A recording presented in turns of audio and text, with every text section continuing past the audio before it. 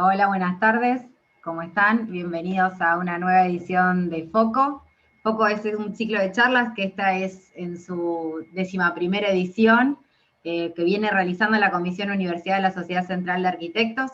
Busca en un panel diverso, pero experimentado, dar respuesta a algunos temas y poner en relieve similitudes y contradicciones que se presentan.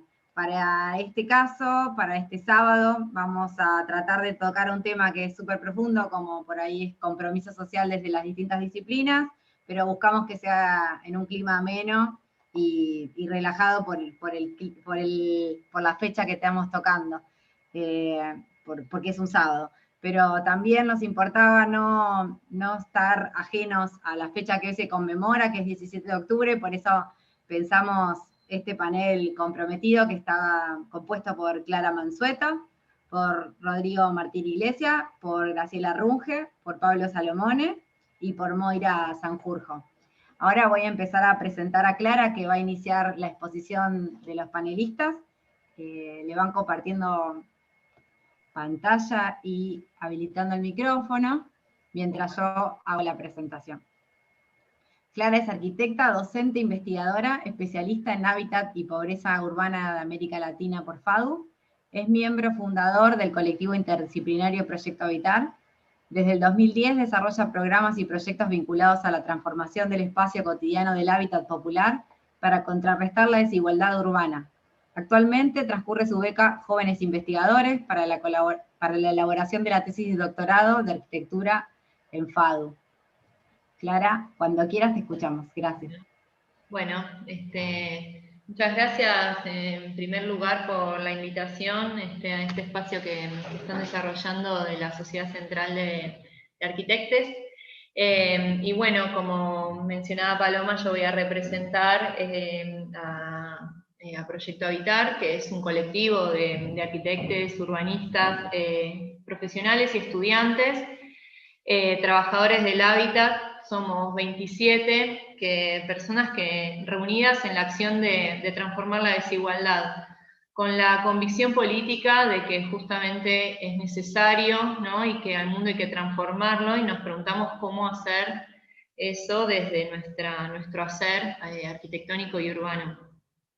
Proyecto Habitar como actor surge en el contexto de la crisis del 2001, como esos actores que encuentran un espacio de necesidad de disputa por la participación en la transformación urbana, por ser protagonistas de esos procesos de transformación, por acceder a la tierra, a la vivienda, a un hábitat digno. La organización lleva 10 años, y en estos 10 años hemos desarrollado múltiples acciones, obras, proyectos, planes, desarrollos teóricos de nuestra práctica, un proyecto de ley, estamos impulsando la ley de acompañamiento técnico profesional y público en el espacio Habitar Argentina, junto con otros. Y en esta oportunidad me parecía que era lugar, en relación a la invitación de compromiso social, una experiencia que hemos desarrollado el año pasado, que fue este concurso para estudiantes de la Casa Violeta Parra, Espacio Colectivo, que es un refugio transitorio para mujeres víctimas de violencia de género. Y voy a contarlo, no en sí, digamos, sus resultados, sino el proceso que nos llevó a desarrollar esta propuesta.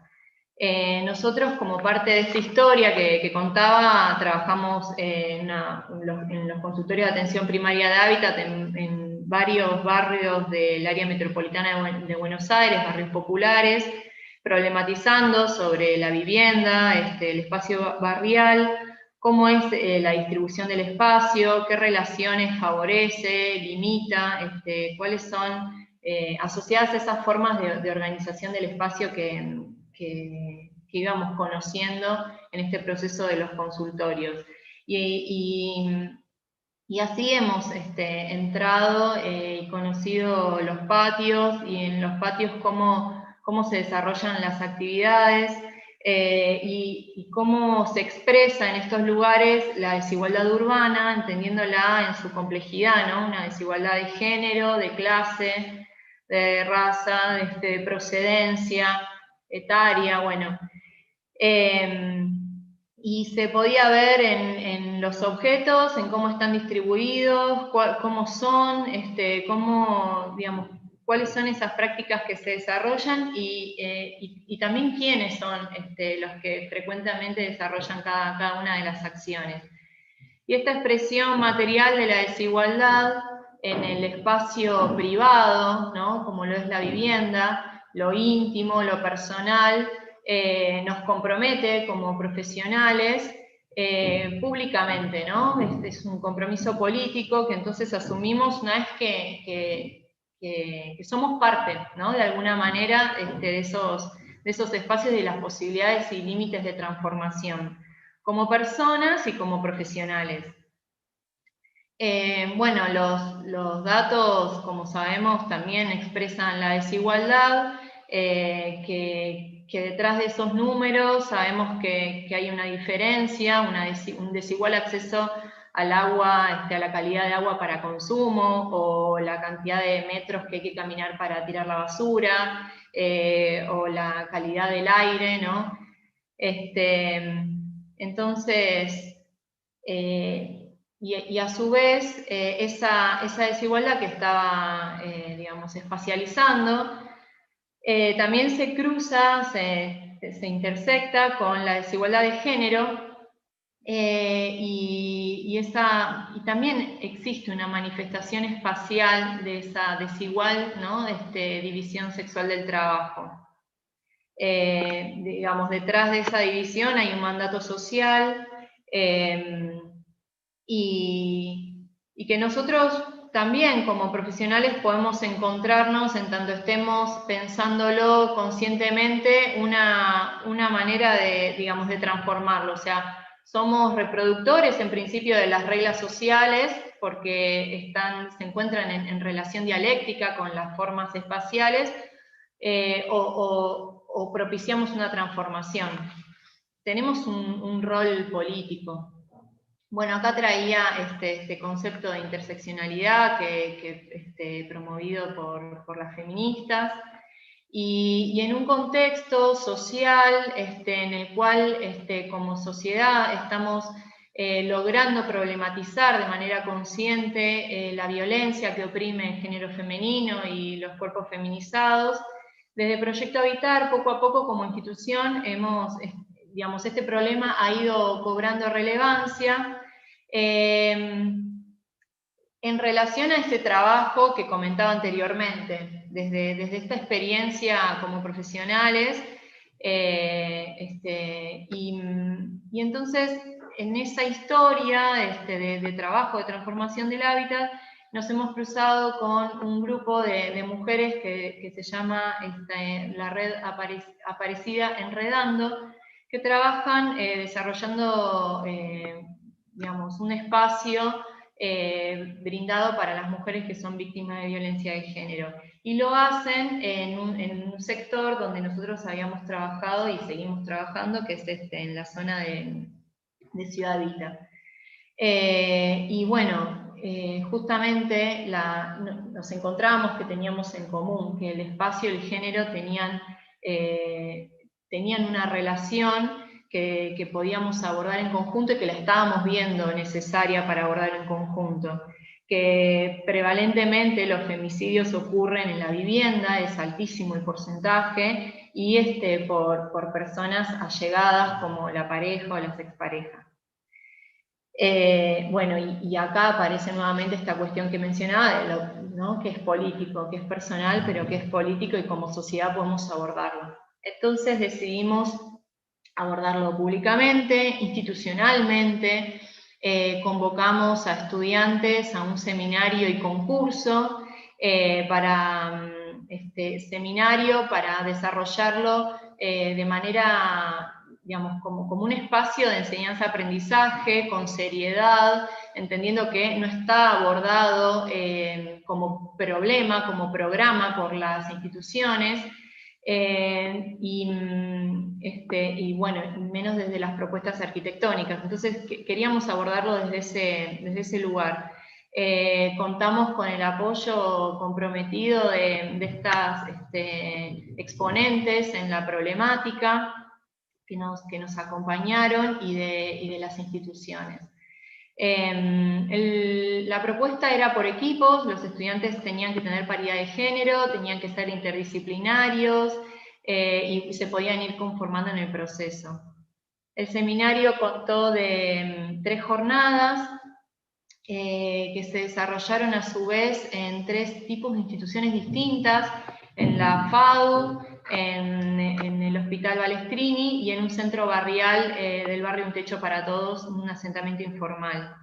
Esto implicó también el traslado de los estudiantes por estos territorios y de alguna manera también transitar la desigualdad urbana que implica hacer esos recorridos. Llegar, una de las jornadas la tuvimos que suspender porque al barrio no se podía entrar porque llovía.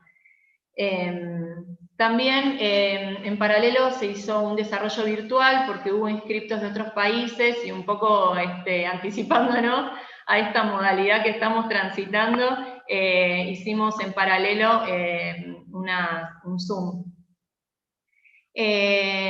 Los seminarios los dimos las 3 integrantes de esta red Aparecida, Leonor Girardi, Mónica Núñez, Mercedes Martínez, Gabriela Torrent y yo, como parte del Proyecto Habitar. Abordamos desde lo conocido hacia lo que era más específico del tema. Teníamos que trabajar el problema de los femicidios, no era sencillo, o sea, era un problema muy sensible. Entonces lo hicimos en principio desde el espacio, entendiendo la violenta desigualdad como parte, los femicidios parte de esa violenta desigualdad y también la desigualdad espacial que nosotros conocemos. Luego abordamos la participación de las mujeres en la transformación barrial desde una perspectiva histórica, reconociendo cuáles son esos aportes específicos que identificando la responsabilidad que ellas tienen en relación a los cuidados, han incorporado a estos procesos de transformación en los barrios. Y por último, un abordaje más sensible, que estuvo coordinado especialmente por la red Aparecida, donde identificamos ese acostumbramiento de las limitaciones a las cuales se encuentran las mujeres transitando estos problemas. En este contexto elaboramos el programa. Las bases se fueron constituyendo en este proceso. Elaboramos un programa social, entendiendo el refugio como un espacio abierto, no como un refugio escondido y de resguardo y de encierro, sino todo lo contrario, un espacio abierto que nos permita sociabilizar, construir nuevas redes, encontrar qué es lo que sí tenemos, dónde tenemos fortalezas, un lugar para encontrarse con otras y posibilitar nuevos proyectos, que implique un descanso, una pausa por ahí en un lugar donde poder sentarte, dejar las bolsas un rato, que los chicos jueguen, y conocer también un poco lo que se está haciendo, cuáles son los programas que hay, para poder, formar parte de estos nuevos proyectos. Bueno, el concurso fue a 2 vueltas, se presentaron 26 equipos, 26 proyectos, de los cuales 8 fueron finalistas y pasaron a la siguiente ronda. Nos sorprendió la participación de otros países, de España, de Bolivia, Perú, chicos de Rosario, Córdoba, La Plata, participaron de las universidades del AMBA, públicas creo que todas, de Moreno, Avellaneda, La Matanza, FADU, de la Universidad General Sarmiento, los urbanistas. En ese sentido, el interés de los estudiantes fue altísimo. La verdad es que no era por el premio, no había grandes premios, ni siquiera eran libros, y los mencionamos al final, porque también fueron aportes de distintas instituciones que nos apoyaron. claramente demuestra que hay un interés sobre la problemática y que es necesario abordarlo desde las instituciones, ponerle nombre a los problemas y abordarlos desde las propuestas de transformación del espacio. Y bueno, voy pasando la propuesta de los chicos. Se evaluaron en relación a la calidad espacial, la flexibilidad, la posibilidad de desarrollar prácticas de manera libre y estimuladas, la materialidad, la posibilidad de construirlo, la accesibilidad urbana y edilicia, la inclusión de múltiples edades, distintas capacidades. Actualmente, como el problema persiste y la preocupación también, y entonces hoy nos encontramos buscando de qué forma podemos materializar esta casa violeta, y estamos como de manera situada tratando de encontrar la forma que hoy puede tener este espacio colectivo, entendiendo que hay un contexto favorable en relación a la creación del Ministerio de Mujeres, Género y Diversidad, así como el Ministerio de Desarrollo Territorial y Hábitat, como nuevas concepciones de problema espacial y de la desigualdad de género, como parte de las múltiples desigualdades. Y con la perspectiva de seguir construyendo, como plantea Galeano, estas nuevas utopías, ¿no?, que sirven para caminar y seguir trazando y rompiendo los límites, bueno, en definitiva, para transformar la desigualdad que nos oprime a todos.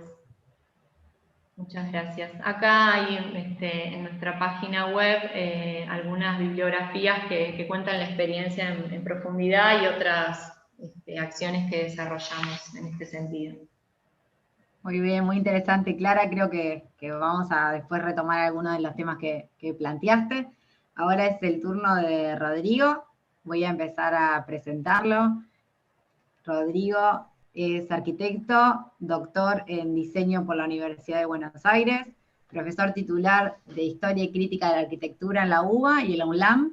Es director de la Maestría Internacional en Diseño Abierto para la Innovación Open Design con la Universidad de Humboldt en Berlín. Es coordinador general del Laboratorio de Investigación en Diseño en FADU-UBA, director del proyecto de investigación UBACIT, Visualización y Diseño de Futuros más allá de la perspectiva estratégica y el diseño especulativo. Es expresidente y miembro del comité asesor de SIGRADI, la Sociedad Iberoamericana de Gráfica Digital, miembro de la comisión directiva del SEMA, la Sociedad Argentina de Estudios Morfológicos, miembro de los comités editoriales de International Journal of Architectural Computing y de ARIA, Agenda de Reflexión en Arquitectura, Diseño y Urbanismo. Rodrigo, cuando quieras te escuchamos. Hola, buenas tardes, días, noches, porque esto va a quedar grabado. Así que, bueno, se hizo un poco largo la lectura. Pido disculpas de antemano por ese currículum que debería haber sido más breve. Yo quería empezar hablando, yo no tengo PowerPoint, voy a contar lo que estuve pensando sobre este tema, porque, bueno, me dijeron que justamente pensemos en intervenciones que deriven después en el debate. Y pensé hablar desde mi lugar como docente sobre esta cuestión del compromiso social en relación a la justicia social, obviamente que tiene que ver con el contexto de la fecha, y por lo tanto desde una posición cultural y política al mismo tiempo, ¿no? Como Paloma decía recién, yo soy profesor en la Universidad de Buenos Aires, en FADU, pero también en la Universidad de La Matanza, y ahí nos encontramos con que más del 90% de los y las estudiantes son primera generación de estudiantes universitarios. En muchos casos, sus padres no tienen ni el secundario terminado, ¿no? O sea, que hay un salto, digamos, de nivel educativo, por lo menos, importantísimo, y esperamos nosotros y nosotras también, descenso social, ¿no? Que eso se refleje en un ascenso social. Yo quería hacer una mínima historia de esto, porque bueno, como profesor de historia me toca un poco, una mínima, muy, muy breve historia, pensando que obviamente, por un lado, es imposible entender el presente que vivimos si no pensamos en el concepto de justicia social, ¿no? Si no entendemos bien ese concepto, es imposible que entendamos por qué estamos en este presente actualmente. Hay dos maneras de entenderlo, el concepto de justicia social en general, digamos. Uno tiene que ver con digamos, el más habitual, que es el de la búsqueda de una sociedad más justa, más igualitaria. Pero hay otro que a mí me interesa también muchísimo, que es el de la percepción de la injusticia, ¿no? O sea que, digamos, es un combo, es una especie de moneda de dos caras, donde hay que estar al mismo tiempo en los dos lugares. Esto obviamente se remonta muy atrás en la historia, digamos, tiene que, casi uno podría decir que nace con la democracia, ¿no? O con el concepto de democracia en Grecia, y, digamos, ya Platón hablaba de esta idea de la justicia como ayudar a los amigos, ¿no? Él hablaba de ayudar a los amigos y perjudicar a los enemigos, quizás olvidemos la segunda parte, pero sobre todo pensemos en ayudar a los amigos, ¿no? Esta idea que yo asocio hoy en día con algo contemporáneo, que es la noción del cuidado, ¿no? Pensar en el cuidado como algo importante asociado a la justicia. Y después, por otro lado, una cosa muy interesante, que es la relación que él establece con la ciudad, ¿no? O sea, para que haya, no es solamente una sociedad justa, es una ciudad justa lo que hay que pensar. Y esto tiene una conexión fundamental con la educación. Para poder tener una ciudad justa, hay que tener una buena educación que justamente enseñe qué significa la justicia, ¿no? Enseñe, por ejemplo, a percibir las injusticias, ¿no? Obviamente esto apunta a cierta cuestión de armonía social, y tiene dos aspectos que después van a ser resaltados sobre todo por Aristóteles, que es la idea, por un lado, de la justicia distributiva, lo que hoy entendemos también como redistribución de la riqueza, por ejemplo, pero que tiene otro aspecto, que es una justicia de reparación, ¿no? Es una justicia que viene a restaurar igualdades perdidas, digamos, o igualdades dañadas o igualdades violadas. Esa otra justicia, que no tiene que ver solamente con distribuir, sino con reparar, también me parece que es muy interesante. También es un concepto que se vuelve muy contemporáneo a partir, por ejemplo, de las reparaciones que están pidiendo los afroamericanos en Estados Unidos, a partir de todo lo que sufrieron obviamente con la esclavitud, pero también de las reparaciones que ha pedido durante muchos años Latinoamérica a Europa, a partir digamos, del extraccionismo colonial, etcétera, etcétera, ¿no? Digamos, la idea de reparación está tomando también un valor contemporáneo, ¿no? Ya yendo específicamente a la idea de justicia social, ¿no? Porque todo esto obviamente es una justicia que es social y que se refiere a la vida en la ciudad, pero el concepto en sí, este conjunto de palabras, este sintagma de la justicia social aparece a partir de un jesuita, Luigi Taparelli, que es muy interesante la definición que da, ¿no? Porque él se refiere a esto en relación al trabajo, ¿no? El trabajo va a ser muy protagónico para pensar la justicia social, y en ese contexto él dice que la justicia social es igualar de hecho a todos los hombres en sus derechos de humanidad, ¿no? Obviamente podríamos decir a todos los seres humanos, ¿no? Estas cosas quedaron un poquito viejas siempre. Pero la idea de igualar de hecho me parece fundamental, ¿no? Que no tiene que ver con algo que existe en teoría, con algo que está escrito en la ley, sino con algo que tiene que existir de hecho, algo que tiene que pasar. Esta suerte de puesta en práctica me parece fundamental para entender la diferencia del concepto de justicia social con la justicia, digamos, en general, ¿no?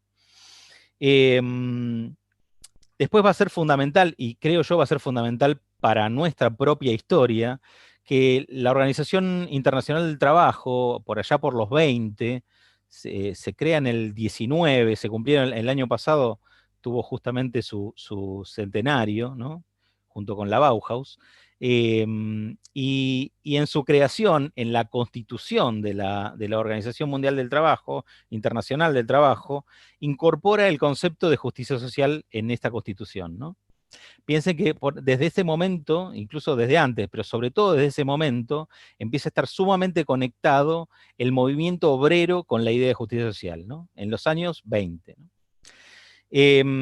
Esto obviamente después tiene un cierto esplendor durante los 20, aparece la crisis de los 30 y obviamente es un gran problema para los trabajadores del mundo entero, pero no casualmente va a ser la propia OIT la que le sugiera a Roosevelt las políticas del New Deal, ¿no? El New Deal aparece, entre otras cosas, porque la OIT está diciéndole hay que ir por este lado, que tiene que ver con la justicia social, ¿no? Esto va a durar poco, pero dura un tiempo. Eso recibe el apoyo de Keynes, que hoy en día también va a estar reivindicado por muchos economistas alternativos, digamos, la idea del keynesianismo, y va a llevar a una sindicalización bastante masiva. Todavía estamos hablando de los 30, principios de los 40, ¿no? Esto para situarnos en el contexto de lo que después va a ser nuestra propia historia. Quería resaltar después que hay tres aspectos para pensar la justicia social, ¿no? Desde cómo la entiende el movimiento obrero, quizás, o como la entienden los teóricos de la justicia social, que hay muchos, digamos, que han escrito sobre eso. Les recomiendo a Fraser o a Amartya Sen. Amartya Sen, por ejemplo, es un autor interesantísimo para pensar en la cuestión de la justicia social. Y decía yo, hay tres aspectos. Uno que tiene que ver con la distribución, que ya lo habíamos mencionado antes, ¿no? Esta idea de que la justicia social tiene que ver con lo distributivo y obviamente con la riqueza, ¿no? Con que no haya demasiada desigualdad. Pero después hay dos también muy interesantes, ¿no? Uno que tiene que ver con la participación, o sea, con la posibilidad que tienen todas las personas, o que deben tener todas las personas, de participar activamente en la sociedad, ¿no? Y equitativamente, el lugar que se les da a cada persona de participar activamente y equitativamente, eso también es justicia social. Y otro que tiene que ver con el reconocimiento, ¿no? Con algo que hoy nosotros podríamos traducir también de forma quizás más contemporánea, por la idea del respeto a la diversidad, del respeto a las culturas, del respeto a la diversidad en general, del respeto a las disidencias. Digamos, ese es un concepto amplio y que tiene que ver con esta idea, digo yo, de la justicia social como reconocimiento, y no solamente como distribución o redistribución o como participación.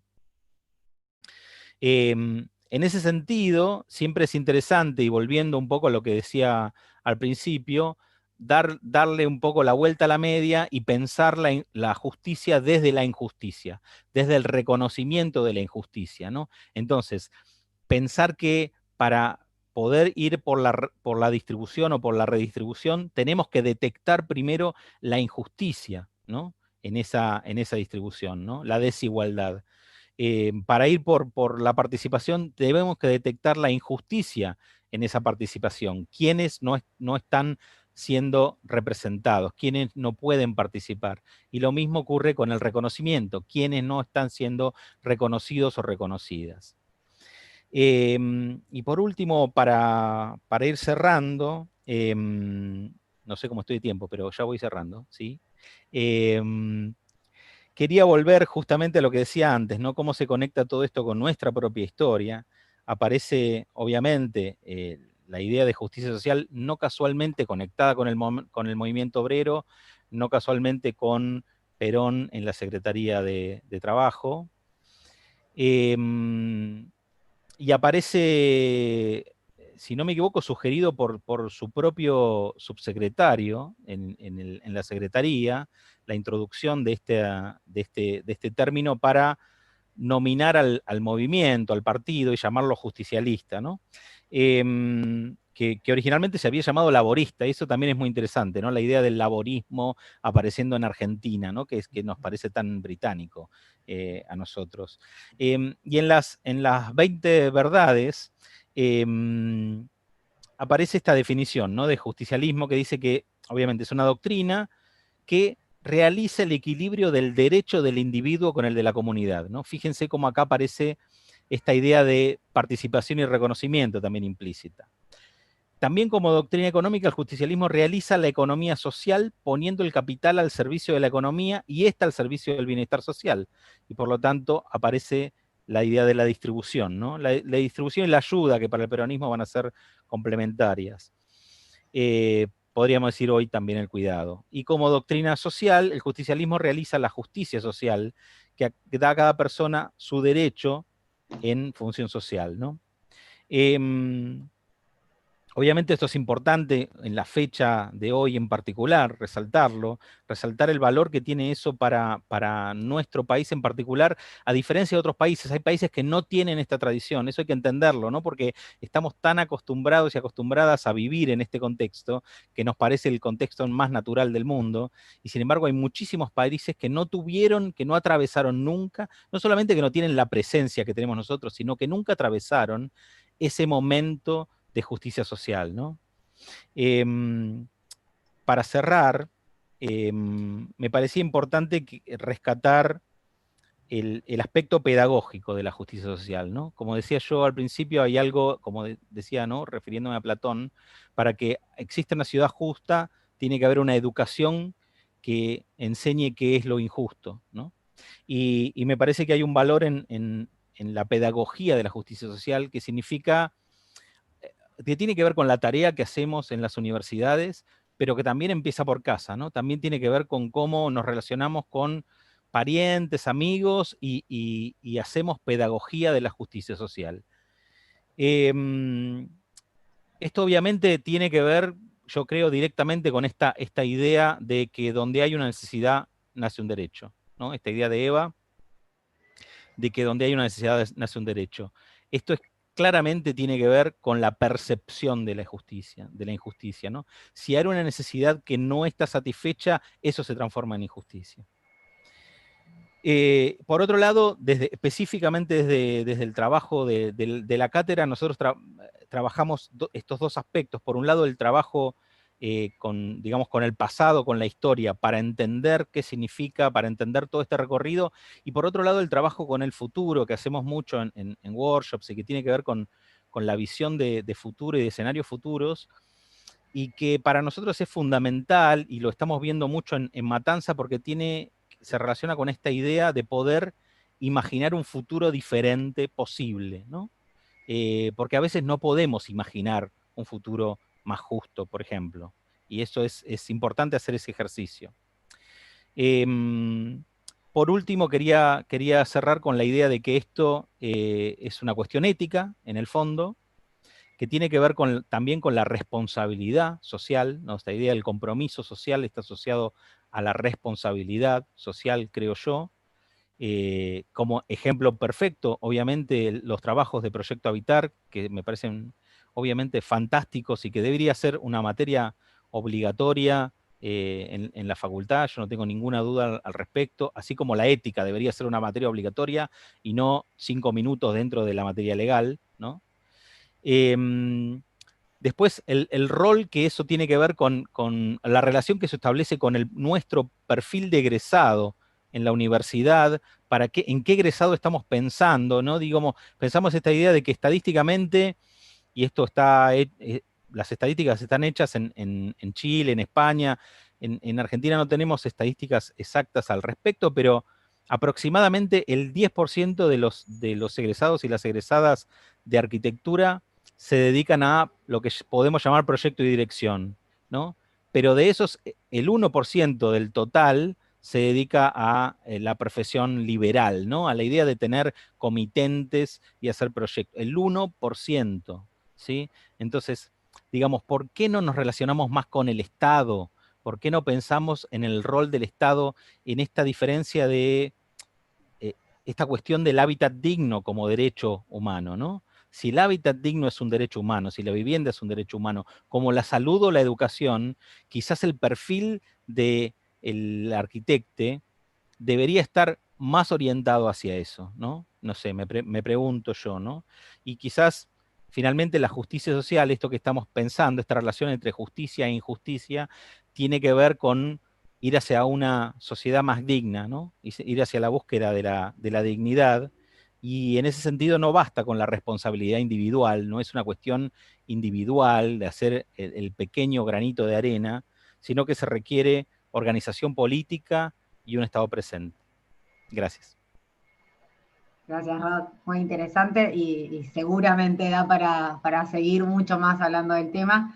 Pero vamos a darle ahora la palabra a Graciela Runge. La voy presentando mientras, Grace, si querés ir compartiendo pantalla. Ahí está. Graciela es arquitecta, egresada de la UBA, actualmente secretaria académica del Instituto de Arquitectura y Urbanismo de la UNSAM y directora del Instituto de Ejercicio Profesional del CEPAU. Profesora de posgrado en la maestría de Hábitat y Pobreza de FADU-UBA hasta el 2019. Fue docente en CBC de la UBA en el área proyectual y secretaría permanente alterna del grupo CIAM-Mercosur en los periodos 2002-2006 y 2008-2012. Fue elegida consejera titular del CEPAU, en donde presidió la Comisión de Formación y Asuntos Universitarios entre los años 2002 y 2012. Es asesora en procesos de acreditación de carrera y evaluación institucional con estándares nacionales, CONEAU, e internacional, RIVA. Coordina equipos interdisciplinarios para la formulación de programas de formación de grado y posgrado en el ámbito de la arquitectura y el diseño. Graciela, cuando quieras. Bueno, muchísimas gracias, Paloma. Primero agradecer a la Sociedad Central. Perdón, Grace, estamos viendo otra pantalla, me parece. Estamos viendo tu pantalla de Internet Explorer o... Ah, sí, a ver, espera un volver a compartir. A ver. Probamos. Perdón que te interrumpí, pero me No, parece... no, está bien. A ver, ahora me dicen si está correcto. Ahora sí. Bueno, muy bien. Gracias, Paloma. No, nada. Ahí voy. Voy a ir para atrás. Ahí está. Bueno, muchísimas gracias, Paloma, gracias por la invitación. Para mí realmente es una satisfacción compartir esta mesa con quienes la integran y además agradecerte la invitación en este día tan particular. A mí me gustaba traer, para que se conociera, algunas cosas que estamos haciendo en el Instituto de Ejercicio Profesional, que funciona en el CEPAU desde el año 2014. Es un instituto que está dedicado a hacer investigaciones en temas que después puedan servir a la institución para generar una serie de acciones, y sino también para generar, sobre todo, instrumentos y herramientas para que los profesionales de la arquitectura mejoren sus desempeños, para que herramientas facilitadoras, les diría yo, para todas aquellas arquitectas y arquitectos que estén desempeñándose en sus funciones. El IEP está formado por 3 personas. Yo lo dirijo desde el año 2014, colaboran el arquitecto Luis Pereira y la arquitecta Sofía Vilar, y desde el principio trabajamos sobre líneas estratégicas que tuvieron que ver con la formación, la doctrina y la jurisprudencia, la ética profesional, el ejercicio profesional nacional e internacional, la normativa y la calidad de los ejercicios profesionales. Cada una de estas líneas estratégicas tiene una serie de objetivos que se van cumpliendo, y lo importante es que genere productos. Yo seleccioné acá algunos de los productos que tiene en este momento el instituto ya desarrollados, en donde hay guías, en donde se facilita la tarea profesional en documentaciones de proyectos, en manuales de mantenimiento de edificios, conociendo el marco legal vigente en el territorio nacional para el ejercicio profesional, dado que las leyes vigentes a nivel nacional plantean a veces un glosario que hay que interpretar antes de hacer el ejercicio. Hay estudios comparados que nos permiten ir teniendo el estado del arte de diferentes actividades que realizamos, tales como son las propuestas actualmente para hacer respuestas energéticas, de eficiencia energética en los proyectos, también de qué manera los profesionales cuando transitan su carrera y después están en los posgrados y después hacen su práctica profesional, necesitan acreditar horas en sus acervos de capacitación, roles profesionales, esos roles profesionales que son tan, como decía recién en el comentario, que en realidad Rodrigo comentaba que no solamente es proyecto y dirección lo que realiza un arquitecto. Hoy día se ha diversificado muchísimo la actuación, tanto en el campo privado como público, y hay una cantidad de roles que se tienen que revalorizar, porque los desempeños de los profesionales en las diferentes actividades son muy necesarias para lograr buenos resultados, en definitiva, en los espacios, en la arquitectura que se realiza. Entre los roles que estuvimos trabajando estos últimos tiempos, es de acuerdo a normativa, un asesor técnico para asistir a los consorcios de propiedad horizontal, nuevos roles vinculados a tecnologías, y un relevamiento del estado de relación que tienen los profesionales vinculados a los proyectos sociales, analizando cuáles son esos vínculos que tienen con las diferentes asociaciones o con el Estado, que generalmente son un tanto precarizantes y que no les ha permitido encontrar como una situación contractual adecuada para llevar adelante una tarea que siempre requiere de una dedicación muy grande en condiciones desfavorables. Pero me voy a referir especialmente a este tema, las discontinuidades urbanas. Las discontinuidades urbanas nos llevaron a pensar una metodología de relevamiento y evaluación de edificios que están paralizados o desocupados en la ciudad de Buenos Aires. El inicio de esta investigación fue por una serie de imágenes que fuimos tomando, y cada vez que poníamos el ojo en las cuadras de la ciudad, en nuestra ciudad formalizada, veíamos que en realidad es muy grande la cantidad de edificios que provocan esta discontinuidad, y generan de alguna manera una desprotección, no solamente porque sus emplazamientos producen disturbios urbanos, sino porque además afectan notablemente al habitante lindero, al habitante que pasa por la ciudad. Son edificios que habitualmente no tienen seguridades, y sobre todo hemos pensado en ¿qué significa tener una cantidad de edificios muy importantes deshabitados en la ciudad de Buenos Aires cuando marcan una vacancia en superficie que sería absolutamente necesaria para poder reemplazar esas falencias que hay en cuanto a la necesidad de vivienda? En función de esto empezamos una investigación que por supuesto tuvo que abarcar la normativa existente en el gobierno de la Ciudad de Buenos Aires, normativas impositivas para saber las condiciones en las que estaban esos edificios, un encuadre legal, tanto para propietarios como para posibles adquirentes o inversores, y un análisis estructural viendo qué situaciones podían llegar a plantearse en la evaluación de esas estructuras existentes. Estos son nuestros asesores: Silvia Teijeiro en normativa, Cristina Perreta, la asesora legal, y Alberto Feinstein, el asesor estructural. La segunda etapa nos propusimos hacer un relevamiento. Ese relevamiento debía tener un diseño de una metodología, diseñamos procedimientos, instrumentos, y nos permitió simplemente por observaciones exteriores hacer una georreferenciación de una cantidad de edificios como prueba piloto. Tomamos básicamente la Comuna 1, algunos edificios están en Comuna 3, pero lo sorpresivo es que en muchas oportunidades encontrábamos en una misma cuadra de la Comuna 1, 3, 4 edificios desocupados, con toda la alteración que produce, no solamente en el paisaje urbano, sino en el uso. La tercera etapa, por supuesto, es una propuesta de recuperación.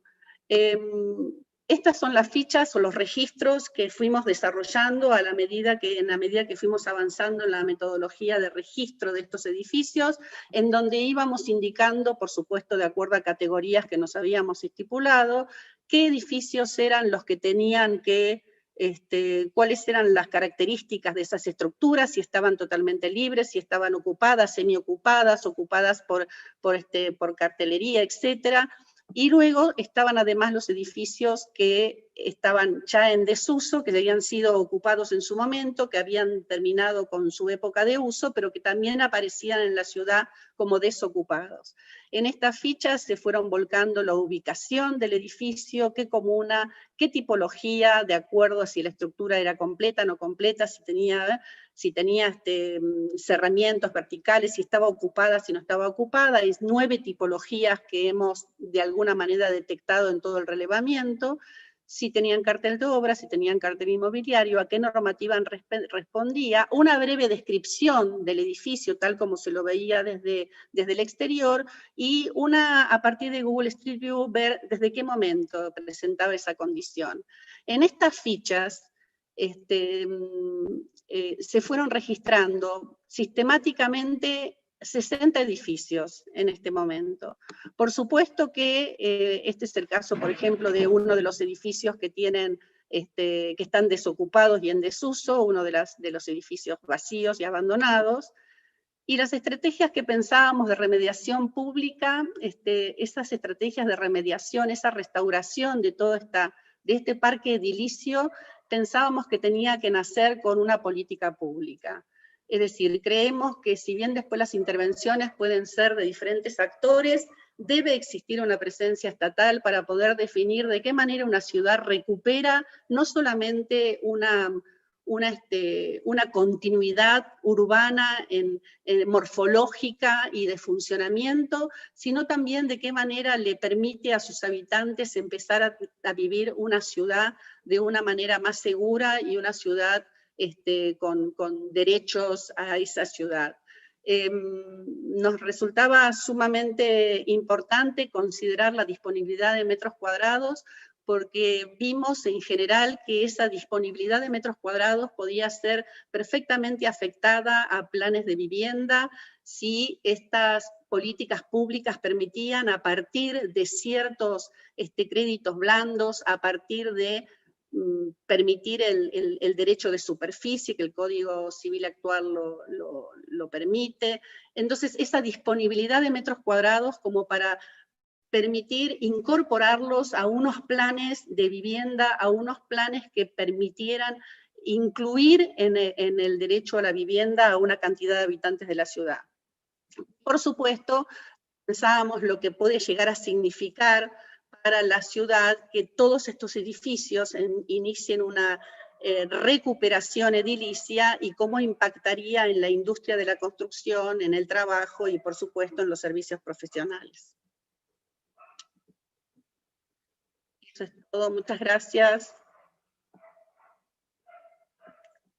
Gracias a vos, Graciela, buenísimo, un gran trabajo. Qué bueno que lo pudiste contar y seguramente lo retomaremos en el debate. Ahora es el turno de Pablo, lo voy presentando mientras le habilitan el micrófono. Pablo es secretario de Comunicación en FADU desde el 2018, donde también ocupó cargos de subsecretario en la misma secretaría y subsecretario académico. Desde el 2013 es director de la Bienal Nacional de Diseño de UBA, que tiene 4 ediciones. Fue secretario ejecutivo del DISUR, la red regional de carreras de diseño. Es profesor titular regular de diseño en la carrera de diseño gráfico y profesor adjunto en la Universidad Nacional de Burlingame. Ha dictado cursos de posgrado y conferencias en Argentina, Brasil y Colombia, y en su actividad profesional se dedicó a programas de identidad y comunicación de alta complejidad. Trabajó en programas de comunicación visual para el gobierno de la ciudad y con su estudio trabajó de manera individual y asociada para entidades como Telefe, YPF, Musimundo, UNICEF, el Ministerio de Educación de Nación, Radio Nacional, el Museo Exesma, Discovery Channel, Universidad Austral y la Berkeley University. Pablo, espero haberlo dicho todo bien, que me disculpen en alguna marca si le pifié. No, está perfecto. Te escuchamos cuando quieras. No sé si se me escucha bien. Sí, ¿no? Sí, perfecto. Bueno, lo primero agradecer la invitación. La verdad que es un gusto poder escuchar lo que siempre transpira en nuestra facultad, que es una relación de primos y primas, hermanos y hermanas, que estamos unidos por la actividad proyectual y que de alguna manera, siempre nos construye una especie de exogamia como de alguna manera muy saludable. Eso es lo primero. Lo segundo, bueno, disfruté mucho las exposiciones hasta el momento. La verdad es que en todos los casos uno siempre teme que coincida algo de lo que algún orador va a decir en algún momento, o oradora.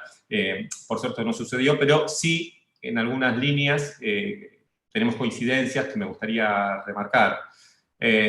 La primera tiene que ver con que hay como una línea muy diferenciada entre los profesionales que dictamos clases y aquellos y aquellas que no. Digamos, porque de alguna manera, con el paso del tiempo, ha ido viendo una amalgama que tiene que ver con poder reflexionar sobre nuestro quehacer.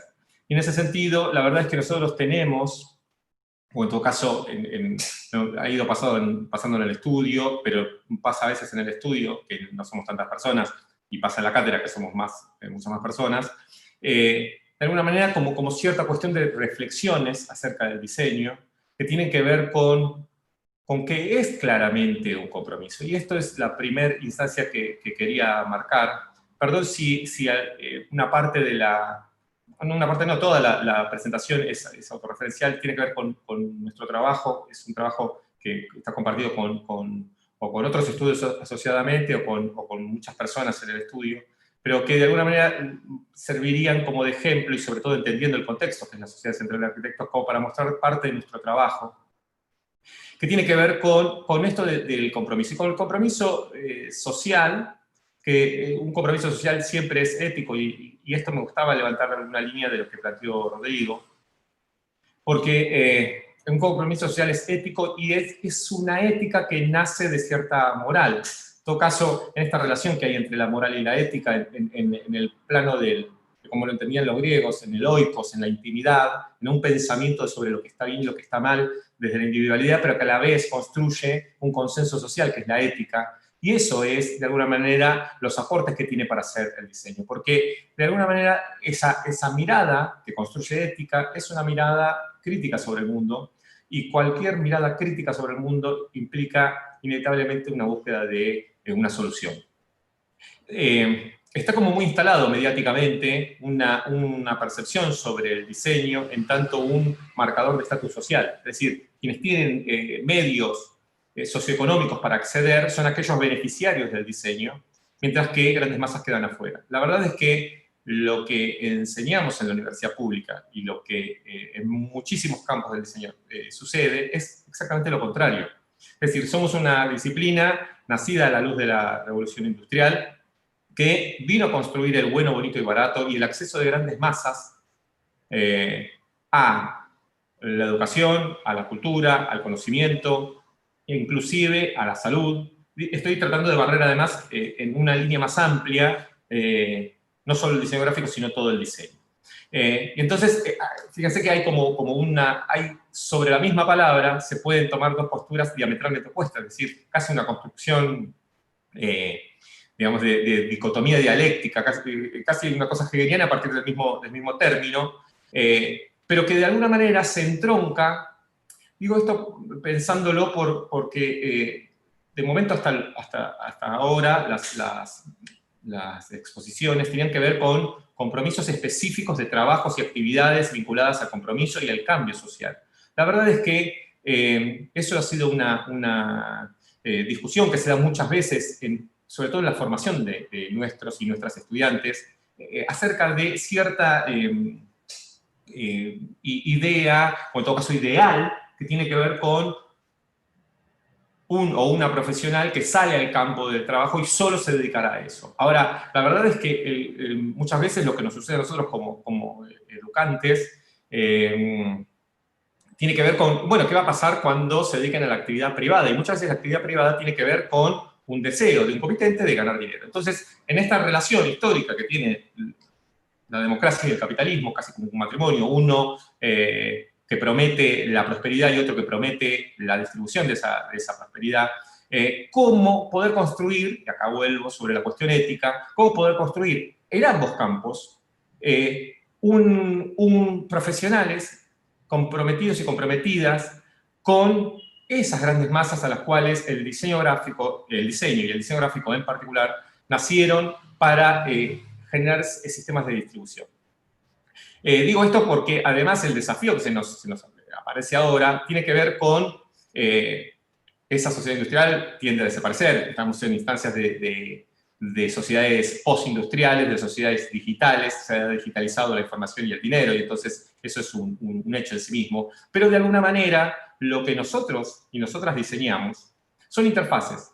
Es decir, interfaces que tienen que ver con la relación entre usuarios y usuarias y productos.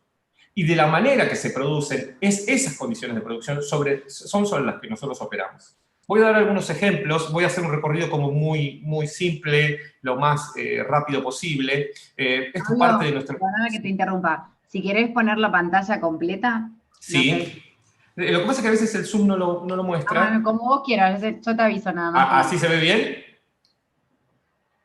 Sí, se está viendo bien, sí, no te preocupes. Bueno, perfecto. Bueno, esto es un trabajo de hace mucho tiempo, de primera gestión de Aníbal Ibarra al frente como jefe de gobierno de la Ciudad de Buenos Aires, donde se buscó dar una identidad, digamos, todavía tenía poco tiempo la autonomía de la Ciudad de Buenos Aires como distrito. Hasta ese momento, hacía 2 gobernaciones, el intendente de la ciudad lo ponía el presidente, y entonces se buscó como construir esta idea del gobierno de Buenos Aires sin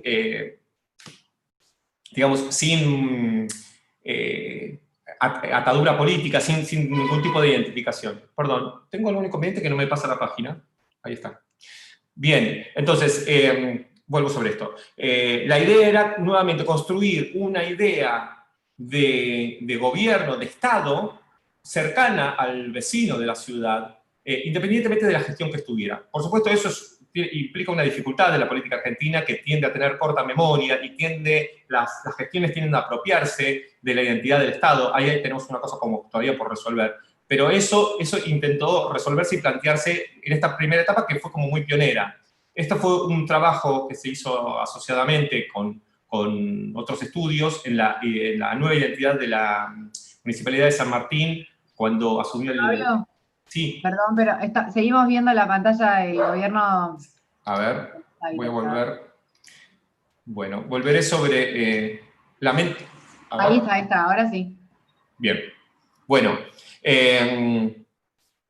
a ver, lo que se intentaba construir acá era, nuevamente, sobre este Estado que tiene como un devenir hacia un futuro más importante, más grande, esperanzador, era de alguna manera lo que nosotros intentamos imprimir en todas las cuestiones siempre identitarias vinculadas al gobierno. Claro, perdón, pero no me deja pasar esto, ¿saben?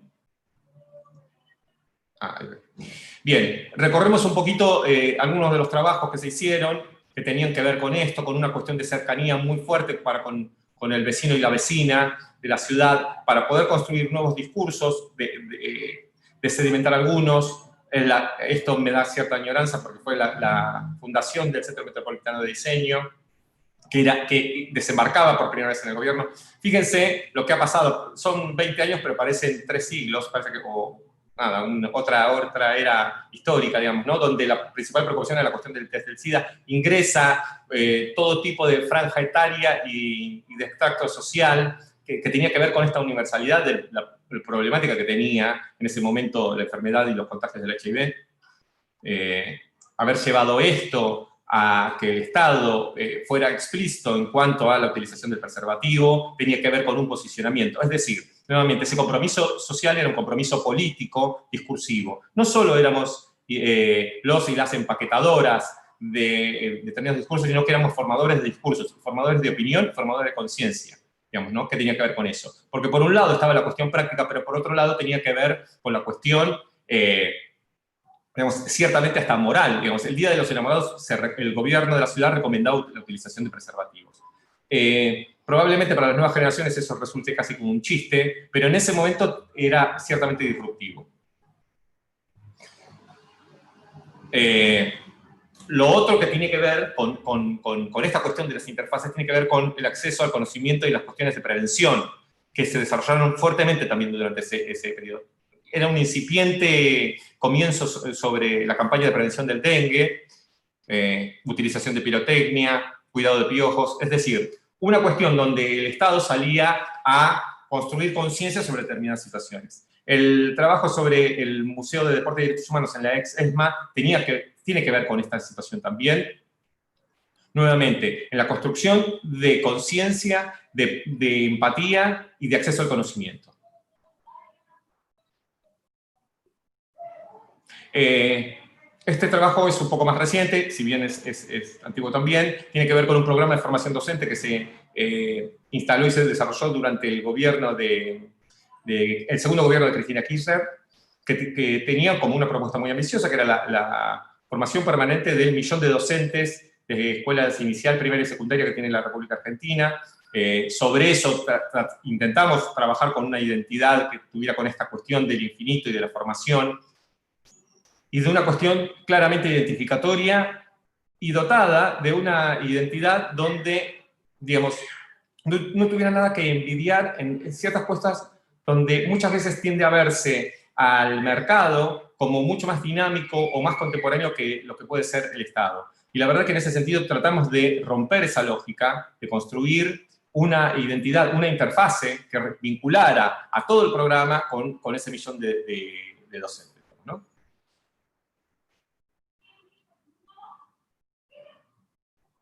Bien, ahora, ¿qué pasa cuando esto empieza, digamos, cuando nuestra actividad como diseñadores tiene que ver con la instancia de lo privado, ¿no? Y voy a una media agua, si se quiere, que tiene que ver con el diseño editorial, el diseño de portadas de libros, y entonces, nuevamente, ¿cómo se puede hacer como una interpretación de determinados textos? ¿Cómo podemos empezar a emitir desde una función que pareciera simplemente el afiche de la película, digamos, ¿no?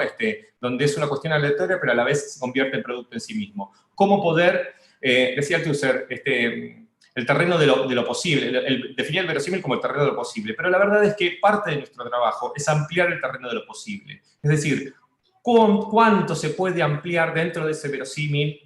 Empezar a pensar aquello que todavía no existe. Digo esto desde la instancia de lo privado como en la instancia de organismos intermedios, como puede ser UNICEF, digamos, ¿no?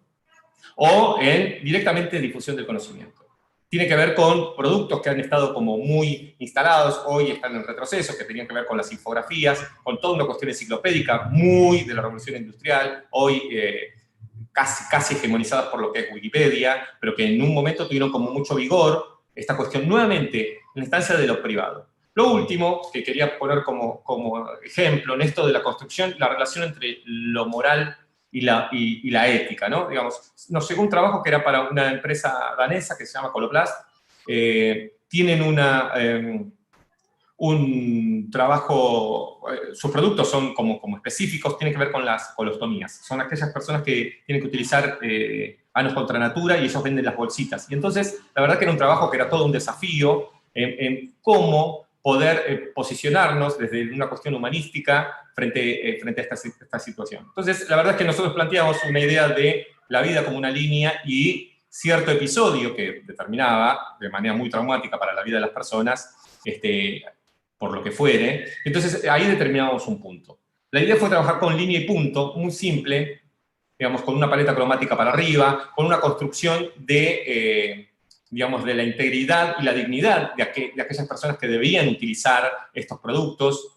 Para eso hicimos un relevamiento que venía previamente desde ese lugar, de cómo poder construir aquello que las personas tienden a pensar que pierden, que es la dignidad. Digo, un ano contra la natura es justamente una de las cosas como más sensibles en cuanto a la calidad de vida de las personas. Y trabajamos en esta línea, en esta situación de línea y punto, digamos, ¿no? Nos gustó mucho esto de poder marcar que era un punto en la línea de la vida de las personas y que se podía seguir, bien no perfectamente, pero sí digna e íntegramente. Poder realizar un montón de otras actividades. Esto fue el trabajo de interiorismo que se hizo para esta compañía, que abonaba directamente esta idea, digamos, del punto y la línea en cuanto a la integridad y la dignidad de las personas. Y esto último, a mí me gusta mucho esta pieza, digamos, que tiene que ver con. Esta pieza es inmediatamente al 19 y 20 de diciembre de 2001, cuando pareciera que el Estado se hubiera derrumbado, y de hecho estuvo a punto de que sucediera. Nosotros salimos con esta pieza en enero, o a fines de enero, que fuimos duramente criticados, digamos, ¿no? Porque la crítica tenía que ver con cómo van a sacar una cosa tan nimia en este momento que el país se cae a pedazos. Pero la verdad es que de alguna manera queríamos decir varias cosas. La primera, que el Estado seguía presente y que había una relación entre el Estado y la conciencia y responsabilidad ciudadana innegable. Tu perro, tu caca tenía que ver con esto. Perdón, no me di cuenta, pero se volvió un poco escatológico al final de la presentación. Pero tenía que ver con esto, con un tema absolutamente sensible donde hay cuestiones donde sí el Estado debe estar presente siempre, y donde, de alguna manera, si no hay responsabilidad, conciencia y construcción ciudadana, es imposible un avance social. De alguna manera eso es lo que intentamos que trascienda y que de alguna manera transpire nuestra profesión en esta cuestión de interfaces duraderas, que entiendan los contextos y las necesidades de las personas. Digo esto porque no es lo mismo el perfil de nuestros y nuestras egresados que salen de la universidad pública, que es, hoy es un día muy sensible, es el 17 de octubre, implica la aparición en la vida política de la clase obrera, de grandes masas de la población, que en algún momento definí en eso que había permitido la revolución industrial. Pero por otro lado, nuestra universidad pública tiene que ver con dos grandes hitos, que tienen que ver con la reforma universitaria y con la cancelación de aranceles, es decir, la gratuidad. De una se han cumplido 100 años, de otras 70, tenemos una tradición y una formación de profesionales que apuntan a esta instancia. No solo en el ámbito de lo público, que es claro, que se deja ver, que tiene que ver con esa complejidad, sino que en todas las instancias que nos toque intervenir, el diseño es un compromiso. El diseño tiene que ver con la construcción de interfaces que posibiliten el acceso a beneficios, a mejor calidad de vida, al acceso a la cultura, al conocimiento y a la salud de grandes masas de la población. Simplemente es eso. Muchas gracias. Gracias, Pablo, muy bueno. Ahora vamos a darle el turno para cumplir con los tiempos a Moira Sanjurjo. ¿Estás ahí, Moira? Le van habilitando el micrófono, yo la presento. Moira estudió arquitectura en FADU UBA y cursó el posgrado de carrera docente. Se doctoró también en arquitectura en FADU UBA en el 2019. Como arquitecta ha trabajado en forma ininterrumpida, desde el año 1987. Los trabajos realizados han sido obras para corporaciones, viviendas unifamiliares, refacciones de vivienda y arquitectura comercial. Actualmente es profesora regular adjunta de morfología en FADU UBA y adjunta en taller de dibujo en el CBC, también en FADU UBA. Es profesora adjunta de morfología en la Universidad Nacional de Morón. Ha dictado numerosos seminarios en posgrado, carrera docente en FADU UBA, y también ha participado como profesora invitada en las universidades extranjeras de Ecuador y de Bolivia. En investigación es investigadora categorizada y ha participado en varios proyectos y actualmente es la directora del PISIC-D, espero haberlo dicho bien, del 2020 para la Universidad Nacional de Moreno. En la formación de recursos humanos ha sido doctora de becas de pasantía y actualmente es directora de tesis de doctorado y codirectora de tesis de maestría. Ha sido jurado en concursos tanto en FADU como en la Universidad Nacional de Morón, y ha sido invitada a formar parte de los jurys de arquitectura del último ciclo desde el 2014 hasta la fecha. La actividad académica también se ha visto reflejada en artículos y publicaciones para diversas revistas y participaciones en jornadas y congresos. Me trabé un poco, pero creo que lo dije bien. Moira, cualquier cosa corregime, disculpame. No es la Universidad Nacional de Moreno. De Moreno, estaba bien. Una vez dije Morón y otra vez dije Moreno, perdón. Tiene que ver con Morón. Bueno, voy a tratar de ser breve porque se dijo muchas de las cosas. Digo, el beneficio de estar al final es no necesitar repetir. Pero bueno, yo voy a retomar un poco, voy a compartir primero, voy a ver si logro compartir. Ahí va. Ahí se ve. Un poco lo que decía Pablo sobre la docencia. Yo me he dedicado a la arquitectura de forma privada, pero mucho tiempo también al ambiente académico. Y él hablaba de cómo nos invoca la docencia en un giro de la mirada. Hablábamos también hoy, cuando comenzábamos el trabajo, de la flexibilidad que hayamos tenido en toda esta etapa nueva, que nos invoca también la docencia particularmente.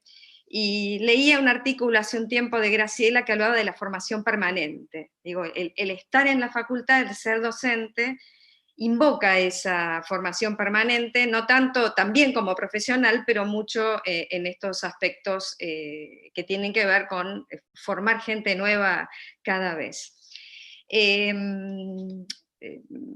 Para no acentuar, digamos, sobre los temas políticos, porque el tema que nos convoca es esencialmente político, elegí como de alguna manera algunos puntos sobre los que nosotros reflexionamos en la materia, que es morfología. Ahí se ve, cambié de slide, sí. Y me interesaba trabajar o mostrar de alguna manera cómo nosotros trabajamos con referentes en el área de morfología. En realidad en la facultad trabajamos con referentes para posicionarnos frente a determinados aspectos. Yo tomé el trabajo de estas tres mujeres que admiro muchísimo y que cada una de ellas desde estas disciplinas o desde estos universos han sido o han mostrado una producción de un compromiso social que muchas veces es un punto de reflexión o de crítica para los trabajos que elaboran los estudiantes.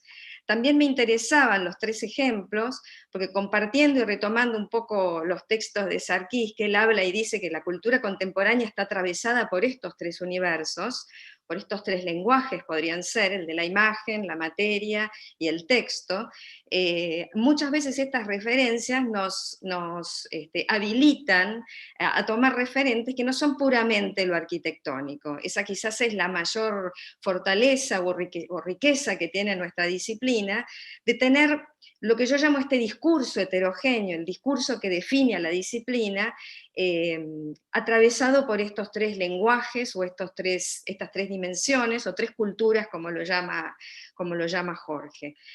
Voy a pasar brevemente, porque en realidad las tres artistas son muy conocidas, pero lo que me interesa es cómo uno asume a veces como docente un posicionamiento a través de referentes, e invita también a los estudiantes que construyan sus propios referentes para asumir una posición, digamos, y poder hacer una propuesta, en el caso de la morfología, o en el caso de la morfología urbana, una propuesta urbana contemplando, digamos, estos valores de estos referentes.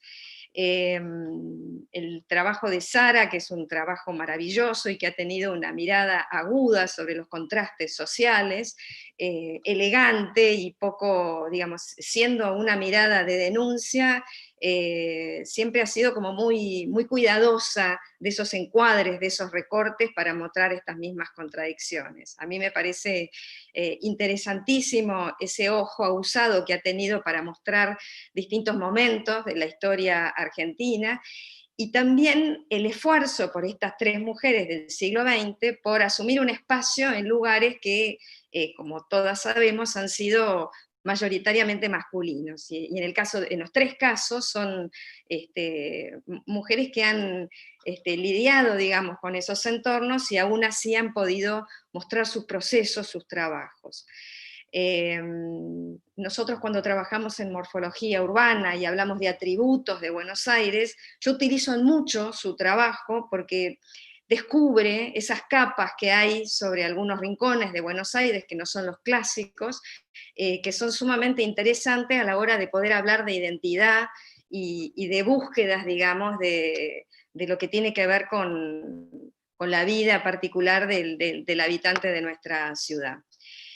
En el caso de Lina, me hubiera gustado hablar de varias obras de Lina porque la admiro mucho, pero bueno, quizás el SEC es una de las obras donde ella más pudo poner en juego estos valores de un espacio inclusivo, de un espacio diverso, de podido aprovechar, digamos, ella gana este concurso porque su presupuesto es muy económico, porque aprovecha todas las instalaciones que tiene ese lugar, y realmente logra transformar o llevar la ciudad a este complejo. Ella trabaja sobre el sintagma calle, lo lleva hacia adentro del complejo, y para los que hemos estado, digamos, en el SEC, es realmente conmovedor la calidad de ese espacio, la manera comunitaria como se vive, y de alguna manera, como diríamos, como verifica todas esas intenciones que ya tenía con respecto a estas nociones.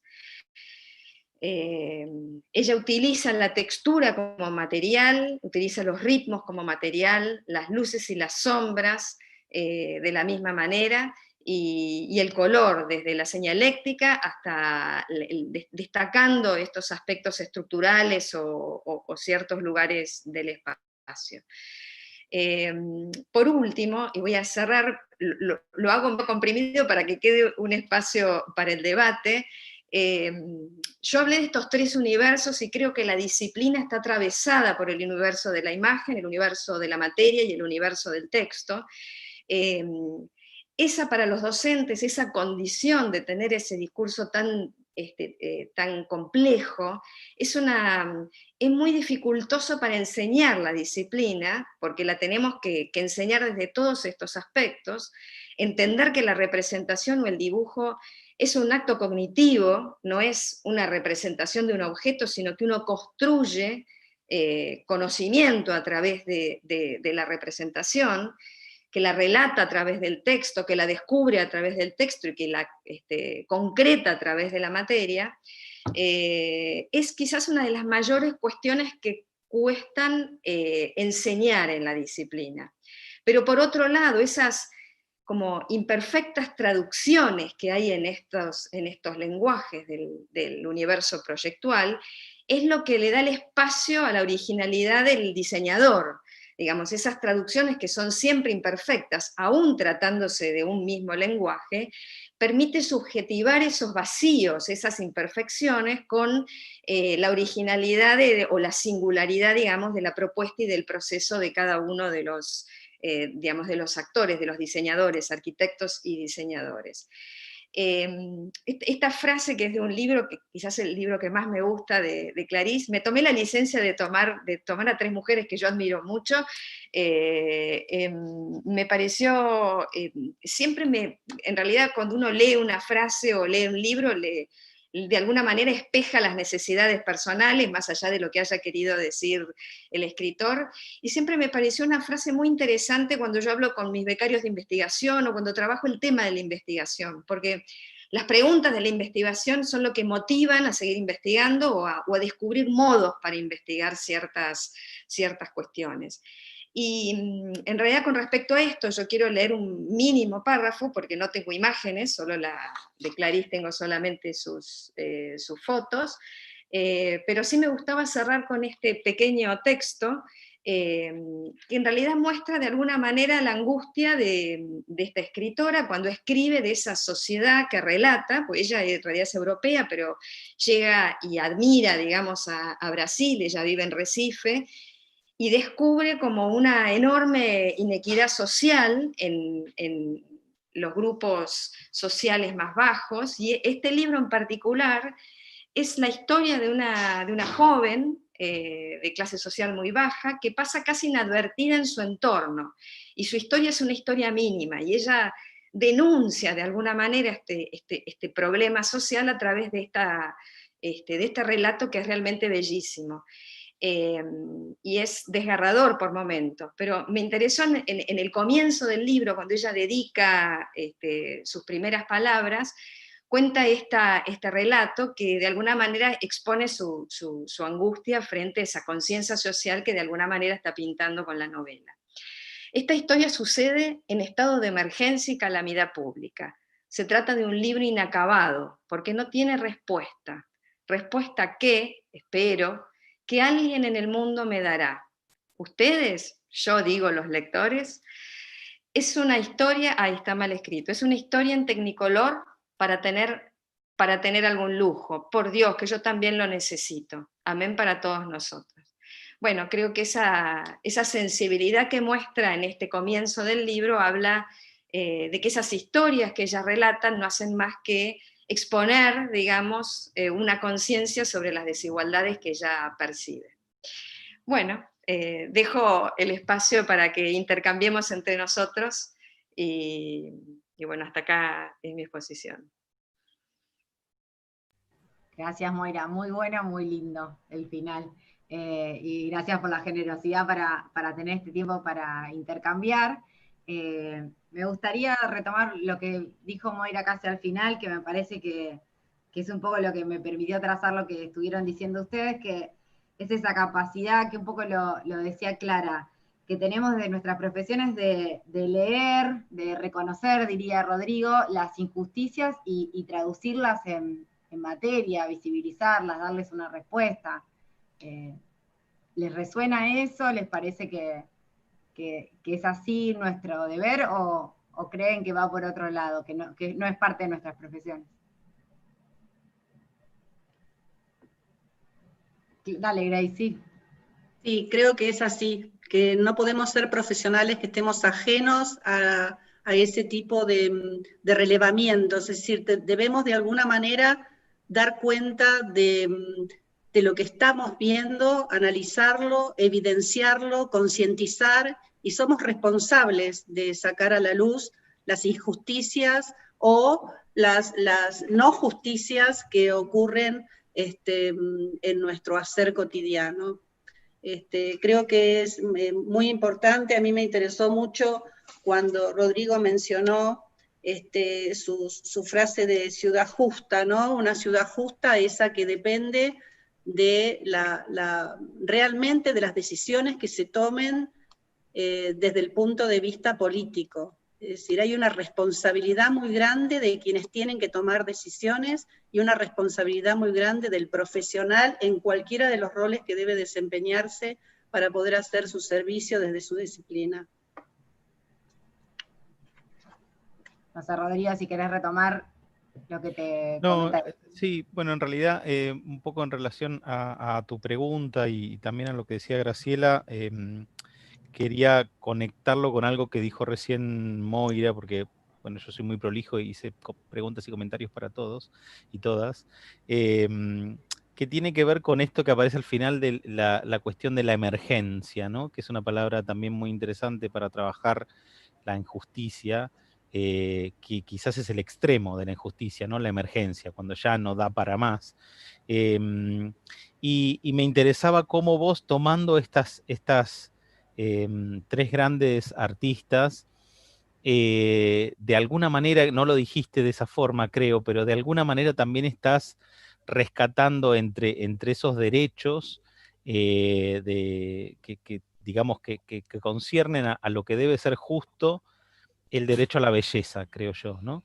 Y me parece que también debería ser de las cosas que podamos hacer, ¿no? No solamente significa dar techo, significa dar salud, dar educación, sino también tener derecho a lo bello, tener derecho al disfrute, tener derecho al goce, diría Santoro también, ¿no? Me parece que no nos tenemos que olvidar de eso, que es fundamental, porque si no, caemos siempre en la precariedad, ¿no? Y en la precarización, y no debería ser ese el objetivo, creo.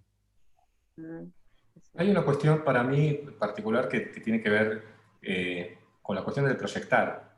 Digamos, el proyectar siempre implica una actividad futuro, y el futuro siempre debe ser mejor. Digamos, en todo caso, hay un lugar donde previo al proyecto existe el anteproyecto. Probablemente mi concepto de anteproyecto sea muy diferente al de la mayoría de los que están escuchando, pero cuando uno entiende y estudia determinados contextos, digamos, esa mirada siempre es una mirada crítica, inevitablemente, digamos, o debe ser, digamos, uno a veces lo da por hecho, pero debe ser una mirada crítica. La mirada crítica tiene que ver con eso, digamos, con construir esclavos en amos, si se quiere, y recuperando un poquito esta cosa de Hegel, digamos, ¿no? El amo es amo porque sabe que es amo, y el esclavo no tiene palabra. De alguna manera, el proyectar es construir palabras, y esas palabras tienen que ver con una mirada sobre el mundo. Es inevitablemente, digo, después está en una cuestión ética callar o no acentuar sobre esa mirada y ese análisis crítico que se ha hecho. Scalabrini Ortiz decía que cuando no se legisla específicamente para el más débil, se está legislando para el más fuerte. De alguna manera, proyectar, cuando no se proyecta específicamente atendiendo esas necesidades, se está proyectando para el más fuerte. Y esto nos implica a todas las disciplinas que tienen que ver con la cuestión proyectual. Entonces, de alguna manera, eso, digamos, en todo caso, me gustaría ser taxativo sobre ese punto. Sí, yo también por eso quería rescatar de lo que dijo Clara mucho, que es, no solo hay que leer, sino ser conscientes de que al producir arquitectura, al producir diseño, podemos reproducir eh, ciertas injusticias. No sé, Clara, si te entendí bien sobre eso. Sí, yo pensaba que, o sea, que la responsabilidad que tiene cada uno, cada una, es en principio con sus inquietudes. Y esas inquietudes, pero pensando en la palabra, eso que te inquieta, que no puedes soportar, poder encontrar que también no es que ni siquiera es que se encuentra, sino que se construye alguna forma posible en este mundo, ¿no? En este contexto presente que transita cada uno, una forma de transformación, que tampoco está definida. Ahora, esa transformación que yo entiendo que es necesaria hacerla desde la práctica que cada uno más se encuentra capacitado para, ¿no? Para desarrollar, no está escindida de las formas sociales. O sea, nosotros como profesionales, aunque nos desarrollemos en relación a la transformación de la materia, eso está asociado a una forma de sociedad y es concreto, es material. En ese sentido, o sea, me surge una preocupación alrededor de las palabras, o sea, siempre estamos en el riesgo de que los discursos y las acciones se conviertan en mercancía, porque el sistema en el cual participamos, esa es la práctica recurrente. Entonces, bueno, en definitiva no se trata de construir nuevos discursos tranquilizadores, sino desarrollar acciones que concretamente transformen esa desigualdad que nos inquieta. Principalmente tiene que haber algo que nos inquiete, y tenemos que ser conscientes de eso, y después el camino que desarrolle cada uno creo que no tiene no tiene un deber ser, o sea, no tiene formato en la medida en que pueda transformar algo de lo dado. Y sí, yo planteaba que somos reproductores, o sea, somos reproductores en la reproducción que hacemos de las formas espaciales, de formas sociales, y que en la facultad aprendemos a hacer eso, aunque no nos cuenten, ¿no? Que detrás de eso hay una forma social. Y que es opresora, ¿no? O sea, si somos conscientes de lo que hay detrás de la arquitectura, son relaciones de poder que son opresivas. Sí, en eso también rescato de lo que traía Moira. A mí también me quedó lo de ese universo tecnicolor asociado con la emergencia, que creo que Rodrigo tradujo en el derecho a la belleza. Pero me parece interesante lo que vos traes, Moira, la metodología, porque no son profesionales ni del diseño ni de la arquitectura, pero encuentran en su hacer una metodología para reivindicar ciertas desigualdades. ¿Te parece así? Lo interesante, quizás es como una deformación mía en la docencia, a mí me gusta poder transitar por los bordes disciplinares, porque me parece que enriquece mucho el centro o el centro duro de la disciplina. Entonces, en general, pero creo que en realidad es como algo que nos atraviesa a todos los arquitectos y diseñadores por la propia disciplina, ¿no? Entonces, trabajar con ejemplos que no son exactamente la arquitectura, ayudan mucho como a comprender, como a sensibilizar, como un poco lo que decía Rodrigo, es cómo se detecta, cómo se sensibiliza para detectar la justicia social o la sensibilidad social, ¿no?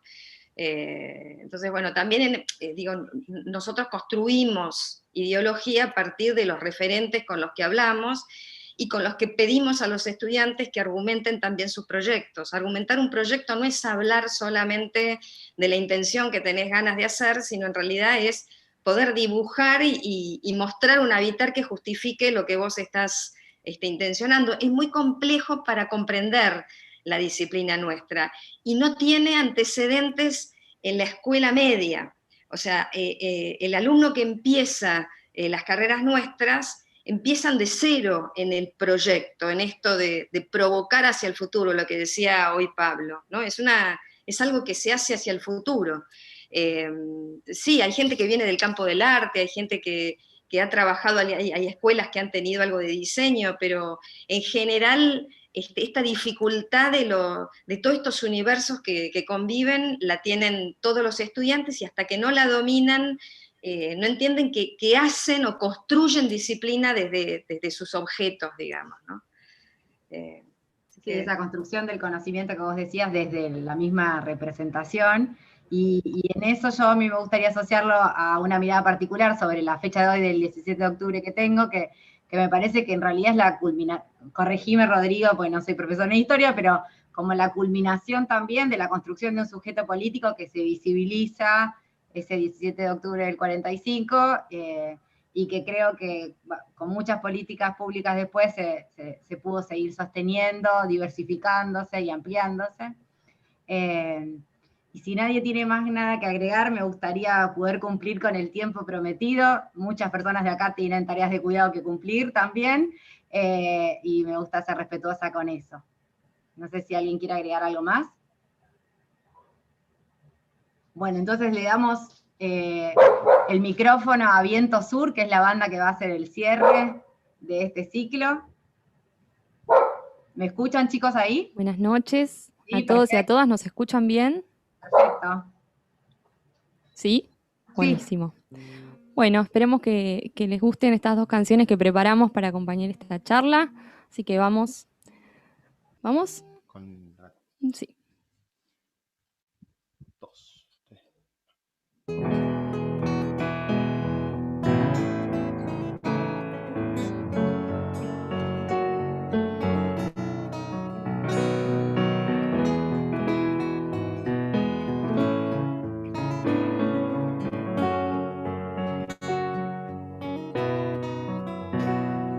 Amor, tranquilo, no te voy a molestar. Mi suerte estaba echada, ya lo sé. Y sé que hay un torrente dando vueltas por tu mente. Amor, lo nuestro solo fue casualidad. La misma hora, el mismo boulevard. No temas, no hay cuidado, no te culpo del pasado. Ya lo ves, la vida es así. Tú te vas y yo me quedo aquí. Lloverás y ya no seré tuya. Seré la gata bajo la lluvia y maullaré por ti.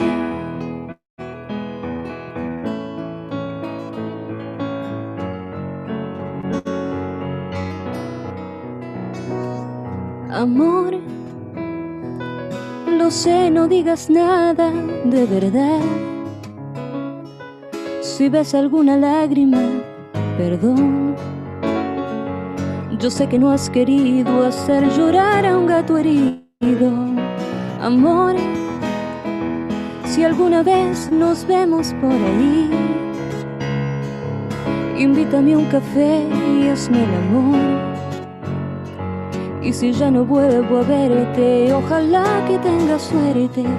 Ya lo ves, la vida es así. Tú te vas y yo me quedo aquí.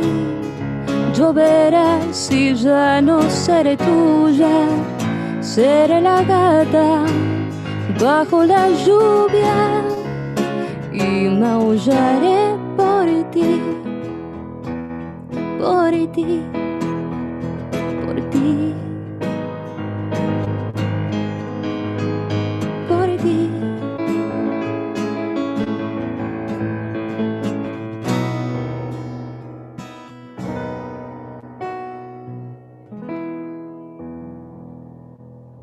Muy lindo, chicos, se escuchó bárbaro, ¿eh? Bueno, eso fue La gata bajo la lluvia un bolero muy lindo que esperamos que les haya gustado. Y ahora vamos con la última canción, que es de Babasónicos, por ahí la conocen. Bueno, esperamos que tengan muy buenas noches, gracias por el espacio. Y es la primera vez que volvimos a tocar después de toda la cuarentena, así que la sensación extraña que sea por Zoom, pero gracias por ser nuestro primer público post-cuarentena. Les mandamos un beso grande. Gracias a ustedes. Pueden seguir a los chicos en Instagram en dejas atrás un séquito.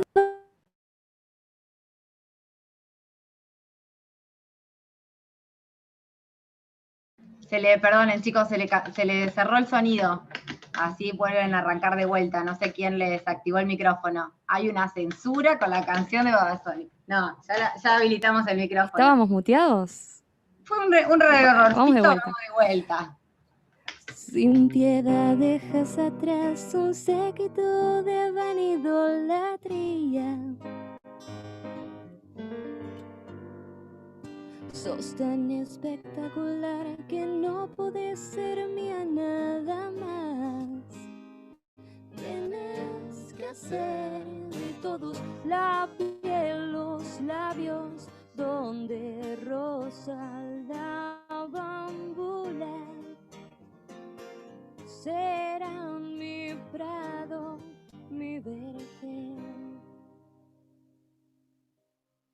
Ya sé, el camino a la fama no significa nada si no hay una misión. ¿Cuál es? Hacerte muy putita, probar tu galletita con toda devoción. Ya sé cuál es, ya sé. Derramas esa impresión de ser la acción que encarna la ternura. A tu alrededor no hay humildad, la Venus es caricatura. Tienes que ser de todos la piel, los labios, donde rosa la bambula. Serán mi prado, mi vergel. Ya sé, el camino a la fama no significa nada si no hay una misión. ¿Cuál es? Hacerte muy putita, proba tu galletita con toda devoción. Ya sé cuál es, ya sé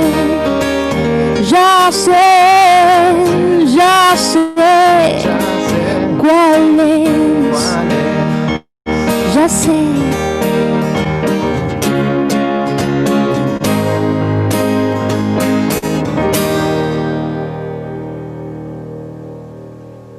Buenísimo. Bueno, muchas gracias.